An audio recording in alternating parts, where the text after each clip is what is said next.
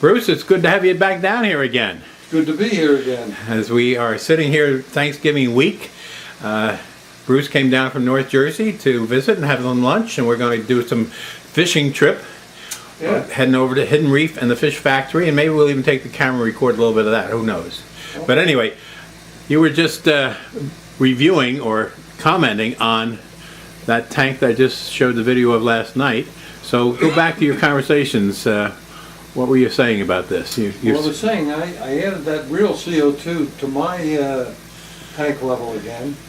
And the Italian valve, which I thought wasn't the true Italian valve, because it was only getting halfway to the surface, is now getting all the way to the surface. Now, you just to clarify, that was in addition to the liquid CO2 you're using. That's right. Okay. Yeah.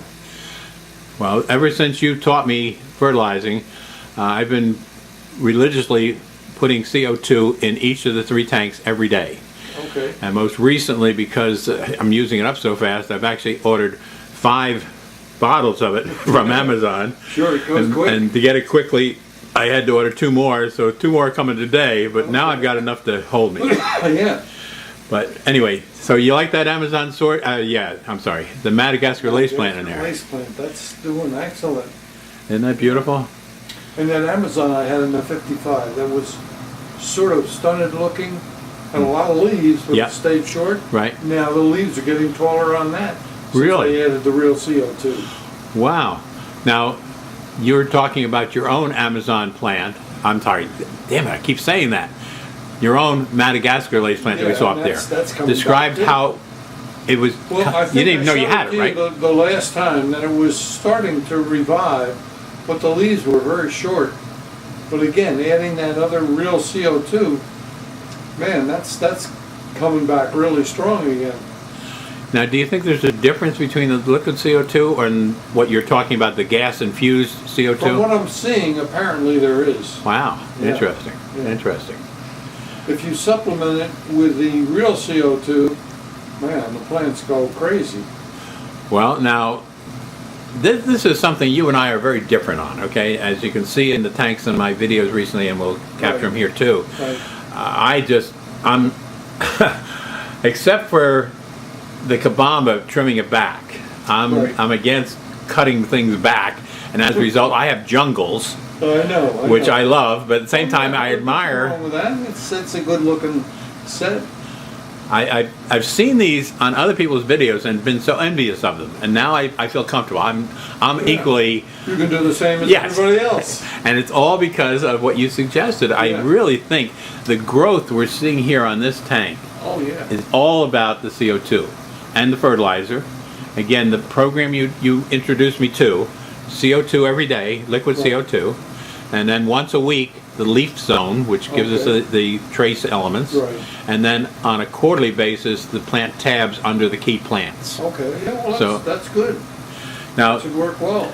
The other thing that I just was explaining to Bruce here was what I featured in my last video, and that is the sub-tank, if you will, this plastic container of cuttings that I've planted in substrate here. And what did you think about that, Bruce? Well, that's an interesting way to go. I've never seen anybody do anything like that.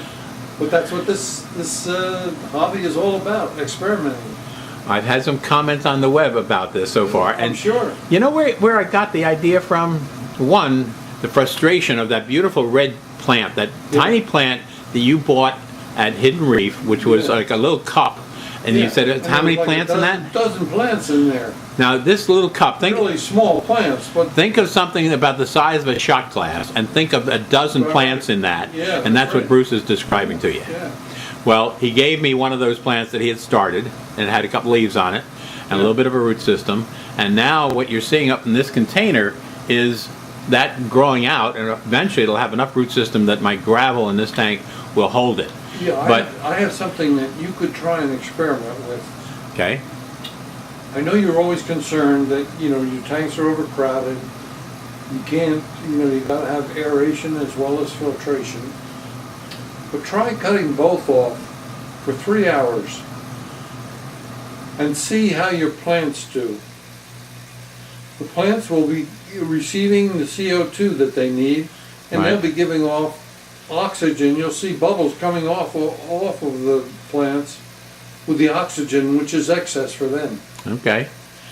Now, I read something recently, Bruce, I don't know if you have any experience with this at all, but the person sharing with those videos was talking about the plants only work for like 10.5 hours a day. Forget the lighting, just in their normal cycle, so that if you have light on 15 hours a day, 10.5 hours later, they're going into a sleep cycle or something. Does that make sense? It makes sense, but I'm not sure it's accurate. I mean, I used to, in my display tank that I had at the shop, I used to keep the lights on 24 hours a day and found the plants did pretty well under those circumstances. But I wasn't using CO2 at that time. Right. We're talking back in the 1990s when you had a fish store. And yeah. Now, in the 80s. Yeah. Well, the other thing that as I said that to you, I just thought of something else. And swinging back here real quickly to the kabamba, and you're seeing two types of kabamba here. Yeah. The reddish kabamba and the real bright green kabamba over here. Right. And the reddish have a different pattern to them in the sense that at some time in the evening, it's not when the lights go off. Yeah. The lights go on here around 7 in the morning, and they stay on full day on this tank until 10 o'clock at night.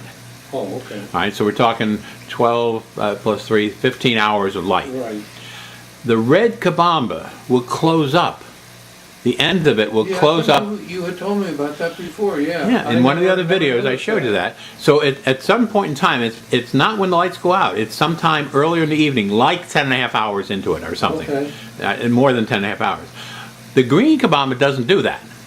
Okay. But that red kabamba, all of a sudden, those florets, I'll call them, the ends of the sprigs there, They close up? close up just like a flower closing up at night. I never noticed that. I'm going to have to check that out with my tank at home. Only the red ones, My though, tank, just the red ones, okay. which I don't understand. Now, incidentally, you Yeah. got myriafilm that I brought you today. I've got it up at the top of that tank there. Just one sprig of it, Yep. but it's supposed to be red myriafilm, but the one strand that I gave you, I think is just regular myriafilm. And there's another strand that I gave you that is red myriafilm. Okay. And that does show red. But it's more orange than red, just like the kabamba is more orange than red. I've got it floating in the tank just to keep it moisturized. Okay. Bruce brings it down wrapped in newspaper that's soaked inside a plastic bag. Yep. And so I put it floating here, and I'll figure out where to plant it, in which tank I think would get the best growth. Yeah, and the micro grass plant Okay. is, it's only about maybe 3 or 4 inches tall. Uh-huh. And that's theoretically is as tall as it'll get. Okay. Well, it's interesting because I think the two tanks work very differently, even with the CO2. So this tank really is an overgrown forest, and I love it. I really do, especially the corkscrew. It's I think very attractive. The corkscrew valve in the lower left-hand corner. Yep. It's got all sorts of shoots going out, so it's multiplying very nicely. Oh, yeah. All Vallisneria species and the Sagittarius species, they send out runners all over the place. But I got to tell you something. Before I was using your fertilization program, I would fall for buying corkscrew valve at the prices they have these days. Wow. Put them in there, and they would never thrive. I would actually lose them. Sure. But now they're green as can be, as you can see in this image. And secondly, they've got doing that propagation that we both know is their natural state. Oh, yeah. And doing so well. Yeah, they send runners out all the time. Did I tell you about when I was over in the Netherlands, I think it was, I was killing time between business meetings, and I went to an aquarium place, not a store, Okay. like a museum Okay. aquarium place, okay? Right. And I was totally in awe of the tanks. Most of the tanks look like they're about 10 or 20 gallon tanks, All right. and one species of fish in each one. And I can still, even today, and this goes back a good 20 years now, I can still see this one tank, which was nothing but corkscrew Vallisneria, just thick as could be, and it had some type of tetra in there, like a zebra fish or something. And they had a whole school of them in there among the strands which were going up to the top of the tank. You mean And- the Danios? The zebra Yes, I'm Danios? sorry, Danios. Okay. And it was beautiful, so simple. It was Oh, only yeah. one type of fish. Yeah. And so I turned to the guard, and in English, I'm asking him a question, and we're having trouble with language, right? Right. And I wanted to know, how long has this tank been set up? Okay. And he had to think about it. He said, well, it was set up in the 1940s, and it had never been taken down since. Wow. And so this was probably about 1980 or So 90. Was it a stainless steel frame tank? I don't remember. I don't remember. You know, they used to make those marble frame tanks as well. I don't know if you remember that. I don't remember the tank. I was too enamored with the plants Yeah, and the okay. fish to even remember I that. can understand that. But that had been in place at least 40 to 50 years of balanced plant, well, not fish. only that, it's amazing that it held water all that long as well. That didn't develop a Yeah. leak of some sort through the seal. That's true. Because in those days, they were just using the putty. Well, no, the tar, right? The asphalt tar? Well, Is that what you're talking It about? looks like tar, but it was a putty. Because that tar stuff still was working in that 50-gallon that Ray had, we saw in the video. Yeah, that's right. Now, I did a job on that when I moved down to Virginia. I had to take the, add some to it, and I took a blowtorch to it to soften it down so it would set into it. Yeah, okay. And so, I never tried it with a blowtorch, but I did try heating that material, and I tried resetting a couple tanks, but I never had much success in terms of they would always leak after the fact. Not, you know, Well- minor leaks, well, but a leak is a leak. I'm going to tell you, it was a new house we had just bought, okay? And we didn't have a whole lot of furniture yet. And we didn't have rugs on the floor. Or, Right. no, or did we? Maybe we had carpet on the floor. And anyway, I took this tank that I had just reset Okay. into the living room and filled it with water, 50-gallon tank. All right. And it was leaking. From toward the top, in the left-hand side, I can still see it.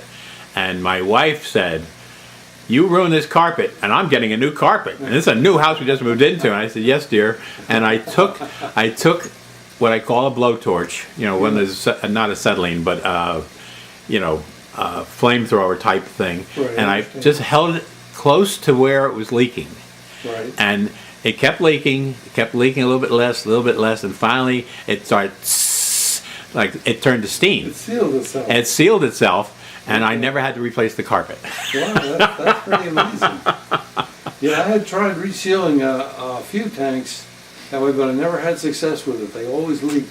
Not large leaks, it was small leaks, but a leak is a leak. Yeah, that's right. And on a continuous basis, it's going to create problems. You see my new betta up there, Oh, yeah, yeah. up that's by the nice. plants you just brought. He's checking them out. Yeah. That's what they call a Cambodian betta. Nope, that's a common $2.50 betta. No, what I mean, it's a Cambodian because Oh, of I'm its sorry, color. okay. It's flesh-colored body Okay. and red fins, and they referred to that at least years ago as a Cambodian betta. When they put a name on these bettas, they make them $9.99. So Yeah, that's exactly. what I'm saying. Exactly. This one is not a $9.99. Well, some of them are, you know, they've really developed some strange characteristics with some of them. Yes. I mean, some of them have huge, I forget what they call them now, but they have huge pectoral fins. Mm-hmm. Butterfly or something like that. They've got all sorts of names for them. Well, you're going to see in my other tank, my other new betta, I'm calling him the ghost betta. Pure white. Okay. If he'll come out and show off, Yeah, you'll get to I see mean, him, whether we capture him on the camera or Unusual not. color for a betta, but yeah, I've seen a few of them. I had one that was close to it, but it was iridescent.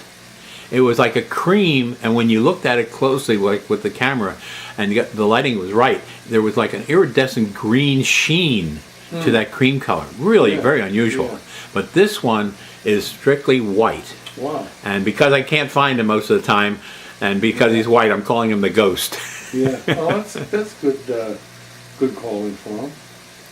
Well, it's interesting because the videos we put up on YouTube of my visits up to your place and Right. our conversations here attract a small audience. I mean, just the one I put up last night, which was like 8 o'clock, it's got 12 views already, which is interesting. Okay, sure.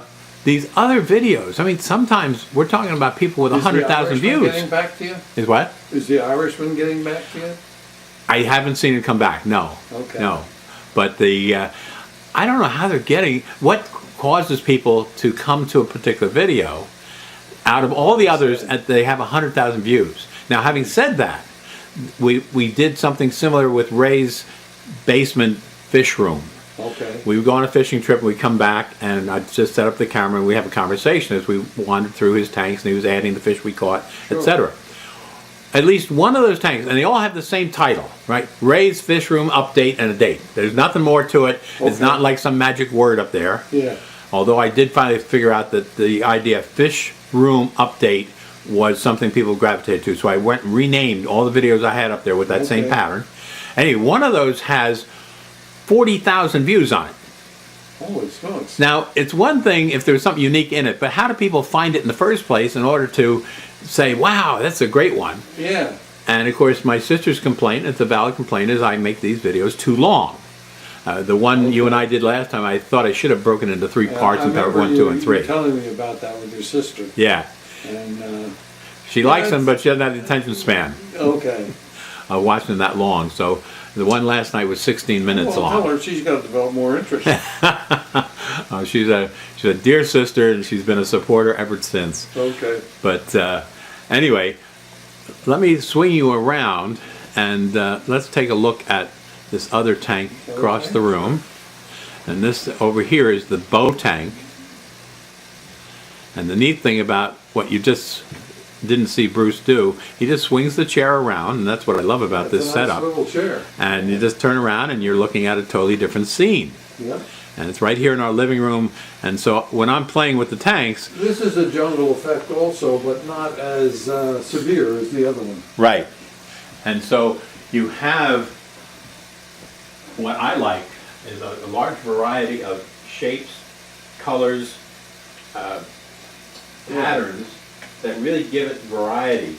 And so Incidentally, that show that I went to recently, up in the Meadowlands. yeah, I met a lady there that she apparently was very instrumental in forming a guppy group in Princeton. Huh. I wanted to know if I might be interested. I said, well, I don't do much with guppies, but yeah, I might be interested in attending one of their meetings and see what it's like. I understand they raffle fish off. Yes.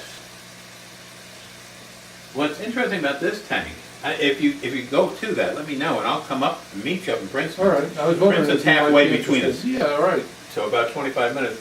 But it's interesting, I shut this light off at noontime each day, Right. and I've got a second fluorescent light still there that I use. And it's got a nice tone to it too, doesn't it? Totally different effect. Yeah. Yeah.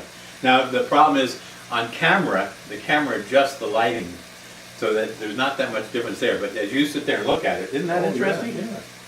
Yeah, and that's an attractive look as well. Yeah. And so I actually am using both lights most of the time to give the plants even more light. Sure. But that kabamba over there, Yeah. that's cuttings from the ones we started over there. Okay. And then there's some over here with the red kabamba. And you still don't throw anything away. I don't throw anything away. I may get to a point where I have to, right? Because I really can't add another tank. That's the deal we have. Yeah. But this Amazon sword plant, it's a speckled plant. I forget what they call Oh, it. yeah. They do have a special name for it, but I forget what it is. And it's like purple specks on the green leaves. Yeah, that's right. And then next to it is the red Amazon sword.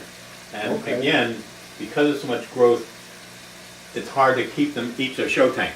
Right. Each one of them is a show plant. Right. But look over here. You remember this plant, the Philly leaves? And they were growing up here, and now they're leaning down and staying down. I don't know why. And so they're not thriving like they used to. Looks like a member of the Aponogetum family. Yep, I think you're right. Might be Alvaceous. Probably that's what it is, Alvaceous. Well, you've got beyond me. And we have, the Amazon swords do very well in here. So we've got a small one that's really growing out. Yes. We've got a tiny baby from one of them. We got some big ones over here in terms of number of leaves. Just to your left there. My left. That tiny little plant out in front. I refer to it as a spike plant because that's what it looks like to That's me. the one you gave me. Yeah. Yes. And I got a few of them that are doing pretty well in my tanks as well. I don't know if I've got Might that have plant a grown little about too deep, maybe. 3 or 4 times that size. No, I don't think it's planted too deep. Well, secondly, it's now being shadowed by the plants around That's it. true. So I got to be careful with That's that. true. And then recently, there's 2. They all can't get the same amount of light, that's for sure. Yep. These 2 plants, the bright leaves, are Amazon also of some type. Oh, really? They I look think like they call a member of the Amazon spike. Sagittarius family. I would have thought so too, but what they haven't labeled as, who knows if that's right, right? We'll Yeah. see when we go over to the hidden reef later. Okay. But- If he's got the right labeling. Right, that's where I got them from. Oh, okay. Right, and I picked out 2 that had a lot of leaves to them. And the leaves have changed color here. They've gotten like bright green. Mhm. It almost looks like they're fading, but the plant looks real healthy. Now, is that since you added the CO2? They came in here about a week or 2 ago, so they've always had the Oh, right, CO2. they always had CO2. Right? Okay. Now this rotella, I'm getting that right now. I don't know why I have Yeah, such I a problem think with that's it. correct. That plant is off the one from the corner tank. And what I'd like, if I forget, did I give you some of that last time or not? You did. How's it And doing? it's doing quite well. I had to Would you cut like it back some more, or you- recently. Oh, you got And, it. you know, I throw half of the cuttings away, so. I don't think our listeners want to hear that because they're going to say, hey, mail them here for me. That's what I would do anyway. Yeah. But, and the Wigia has such a beautiful red to it. Oh, yeah. And I love it. that. And it's doing very well Yeah. under the new Yeah. program. Before, that would be covered with algae and it would almost kill the plant. Mhm. And the only growth on it was up at the top. And now I'm getting steady growth. It's staying to the whole Was spring. it a very dark algae? Yeah. I Yeah. think they call that the black beard algae that I have a problem with in one of my tanks. Well, that's why I got this light going off noontime till 5 o'clock. Good So idea. this comes on at 7, goes off at noontime, comes back on at 5 until 10. So it's getting 5 and Maybe I 5. should try that with 10 my hours. tank. Maybe I could get rid of that black beard algae because it's annoying. There's nothing that'll eat it. 2 things going here. One, changing the lighting. I've never had any more algae problem. I've had algae before. I could not get ahead of it. The fixtures I had in here, Since which you are added pretty the fewer LED now. lighting? I'm sorry? Since you added the LED lighting? Even when I had the LED lighting, I still had an algae problem. Okay. But the LED lighting now has been there for a longer while, so that's partly helping. Secondly, there is a flying fox in here. Yeah, he Two was of them out the in the other front tank. just a minute ago. He is always eating algae. So I used to Okay. have to clean this glass once in a while because you see those little spots of algae Now on you it, don't green have algae. to, right? And it's absolutely clear right now. He's Yeah. done that. I use the Nerite snails to do that. Okay. And how are your Okay. snails doing? Quite well, but they won't live too long. They need salt water to breed. Right. They lay their eggs all the time, but the eggs can't hatch because they need salt water. Right. There he is. He's out front now on the left side, right in the front glass. See him there? No, I don't. Oh, you're not talking about this one. No, the one right above him. Oh, yes, I'm sorry. Is that right? I'm blind, yes. He is always working the leaves Yeah, of the he plants was in doing there. it just before. Same thing with the corner tank. They got 2 of them over there, same Okay. size. What's interesting is, when I went to Hidden Reef one time, more recently, like months ago, Okay. I got 3 more at like $1.29 a piece. All right. That start out the same size these were, which were really small. I'm going to say Okay. about 2 inches long. All right. They've grown into the size you see here, which is probably 4 to 5 inches. Yeah, I'd okay? say so. Those last 3 are still as small as when I first bought them. Over in the corner tank. Oh, They're really? not growing up at all. Huh. They're doing fine. Yeah. And they're constantly working on algae. But, Okay, but they're and not, they're not gaining in size at all. no. But the Oh, funny yeah. part about it is, and this has been a frustration, I can't get them out of that tank. Oh, yeah. Well, Once you go near there with a net, and I get so much there's planting, so much plant life in there, I don't know how you catch anything that you wanted. when I wanted to move them, I went after them, and they got skittish. And anytime I go there with a net now, they disappear. In fact, Sure. after the first time I did it, they disappeared for like 3 days. And now they come out for food. And I've not even tried again. So this guy's got the whole tank to himself. They got 2 tanks over there. He's doing a good job, I'll tell you. Yeah. My Nerite snails do a good job also, but the one outfit that I buy them from claims you should have one for every 2.5 gallons of tank you have. I don't have near that many in there. But I did buy 2 dozen of them recently and spread them out in my tanks. And they're doing a good job of keeping the algae down. Good. They feed constantly. Uh-huh. And now, I think I told you, I got the fiddler crabs. Yeah, talk more about that. Whatever got you into the crabs? Well, the one outfit that I buy plants from, aquariumplants.com, they list them as the A-team for getting rid of algae and unwanted material in the tank. And so I did try them one time a couple of years ago. But I tried them in the basement, I added salt, I thought maybe I could get them to spawn, but no such luck. They continued to lay their eggs, but nothing ever developed out of them. At any rate, the fiddler crabs are small. The male has one large claw and one small claw. The large claw is used just to attract the female of the species, who just has 2 little claws. Now you said you need to have a floater in there that they can get out of the water. Yeah, but the outfit that sells them, they don't tell you that. But if you look up fiddler crabs on the website, they'll tell you that they need to be able to get out of the water. Okay. I don't know, I had seen them, you know Morgan Creek? No. Okay. Well, my father used to keep a boat there at one time, and it's brackish water area where it's off the bay and it's fed somewhat by river there, so it's brackish water at any rate. I used to see the fiddler crabs in the mud all the time, themselves in the sun when the tides changed and the tide got low and their holes were accessible, and they'd climb out of the holes and just sun themselves. So I was familiar that, they really need to get out of water. Now, which tank do you have them in? I have them in the 55. Okay. And I do have a float in there. The only thing is that the float doesn't get dry. And I don't know if they're going to need to be dry at times. Okay. But at least they can get out of the water. Mm-hmm. And I have like you've probably seen it, like a rope type material. Yeah. That they can climb up to get up to the float. And they seem to be doing well. They're enjoying themselves in there. They get up on the float at times. They're down on the gravel at other times. They'll pick at the gravel with their smaller claw and, feed on whatever they're getting out of the gravel. But, your fish are very compatible with each other. The only things that I could see that could be any kind of a problem in there would be the serpate tetras. They have a tendency to fin nip a little bit.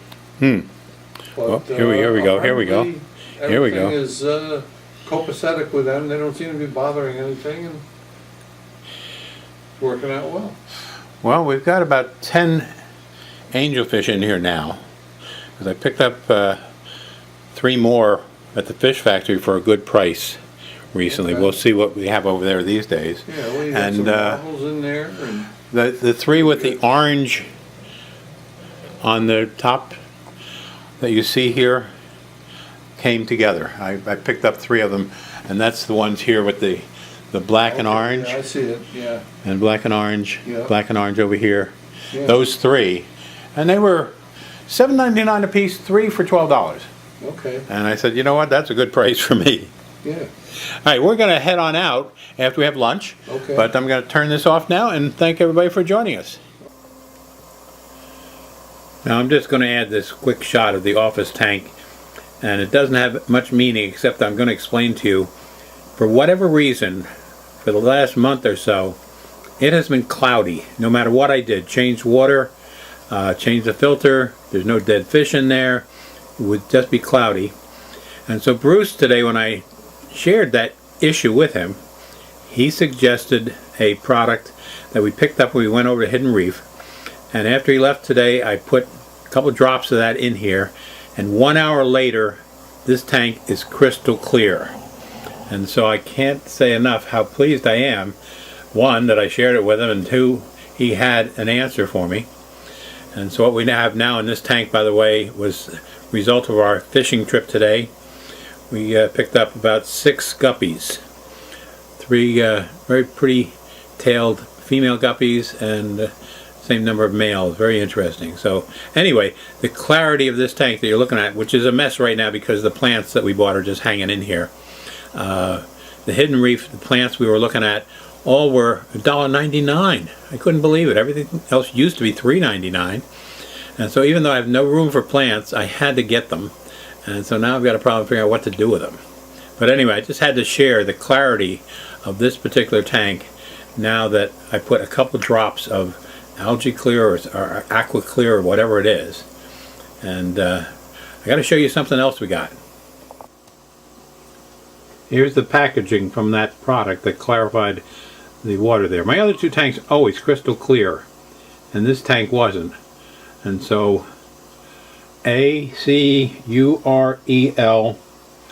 with a space and an F. $4.99, worked like a charm. It's a small vial with, just put a bunch of drops in there and it worked like a charm. Now the other thing I wanted to share with you is this white pleco. Bought two of them at the fish factory, and I got them in the bag because once I let them in here you're never going to see them again, I'm sure. But to the person that's buying this estate, trust me.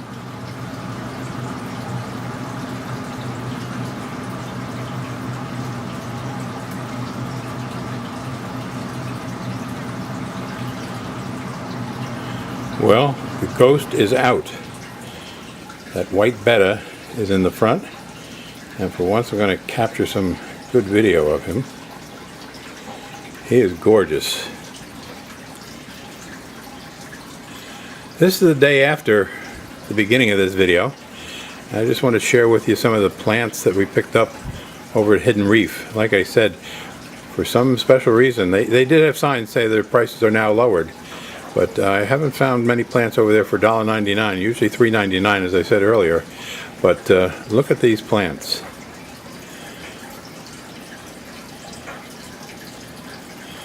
That's, oh, I know what it is. But anyway, $1.99. And then this is some plants that Bruce just gave me. Some hair grass. Also some of his Myrmophyllum, I think it is, right behind this big angel. If you just move over, you can see it. It's amazing how these fish get right in the way wherever I'm trying to record. And so those are just single strands that I put in here to see how they're going to make out and see how they grow out. And then I buried some of the Ludwigia back there. Like I said, I'm running out of real estate in terms of being able to put things anyplace. So back below the other Ludwigia, I put some new stuff out there. Again, $1.99, very good price.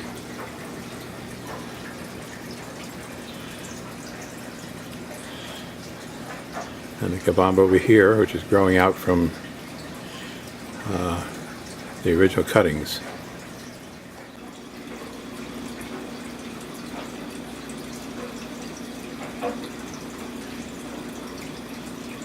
It's funny how these fish face the camera. It's almost like they know you're doing something, and by facing forward you don't get a good shot of them. But there's that white betta. Love that coloration as much as I love the black. This is a tricolored shark, not a black, not a red-tailed shark. And over here is a second. Oh look! Remember I said I had those two white albino plecos we picked up yesterday from the fish factory, and I said once we put them in here you'd never see them again. Well, it happens to be on the front glass working the algae, and so I'm pleasantly surprised to be able to share with him, not in the bag but here now in actual use.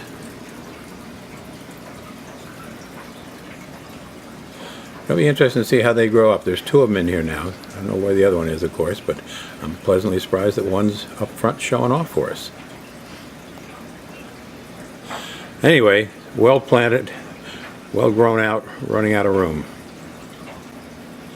I thank you for your compliments, those of you out there that are putting remarks down here, comments. I do appreciate it. It makes the hobby even more fun to be able to share with people who have a common interest and are equally excited about what they see here as I am in putting it together. So keep up those comments, and I hope that your hobby is growing out as well as mine is here. We had a wonderful time yesterday, Bruce and I, and got to sit here, have a nice lunch, talk about the blessings of life and what it's like having a fish hobby that our wives support in different ways. But we're very blessed at this Thanksgiving, and it's a good time to reflect on that. Just undergoing a water change here in the corner tank, so it's kind of dark right now because the light's on the back, but I thought to see what it looked like, and just added some of the Wigia down in the corner here, right next to the drain that's taking the water out here. I do about a third of the tank each week. Put it on my calendar of things to do. And so that's that little Wigia right there, and hopefully it'll take off with this fertilization program. Now when I do this, it's about noontime, so I'm holding off on putting in that CO2 until after I make the exchange. And then as I do the water change once a week, I also add that leaf zone, which adds those minerals that the plants like. And then, like I said, once a quarter, I'll put plant tabs under the big ones, like the Madagascar lace plant here, and some of the others, like the corkscrew valve that I'm always bragging about here. So, just wanted to see how this comes out in the light. With and there's that other betta.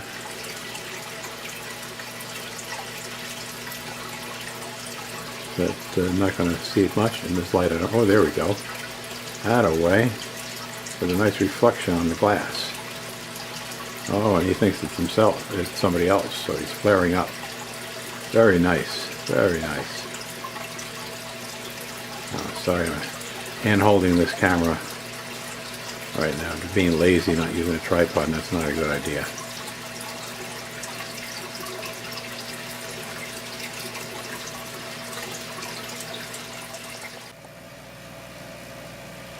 And so now in the corner tank, the newest addition is that Ludwigia right down here.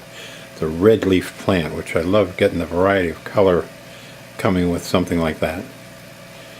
And everything is shadowed by Madagascar lace plant, the queen of aquarium plants, as it's called, rightfully so.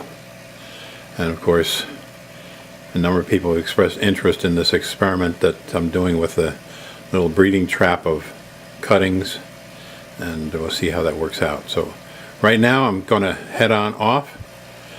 There's that rotella that I keep forgetting what it is in terms of a name, and that's now populated in both the other tanks, so it's done well also. And so with that, I'm going to sign off and just let these updates join the main recording of yesterday's event. So here comes my friend. Absolutely gorgeous. That's it. Give us a show here, baby.